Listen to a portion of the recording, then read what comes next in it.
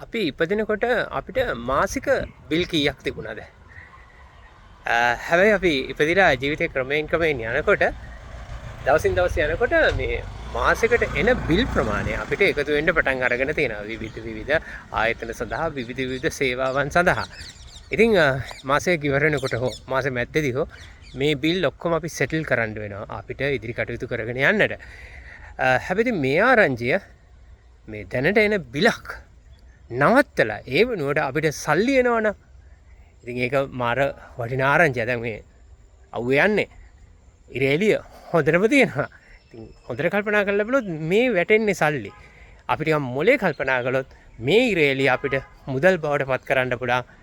විශේෂයෙන්ම කියනනම් අපි මාසිකව ගෙවන විදුලි බිල බිඳුවට බස්සලා ඒ වෙනුවට අපිට ආදායමක් එන්න අපි මොලේ කටයුතු කළොත් අපිට හරව ගන්න හැකියාව තියෙනවා.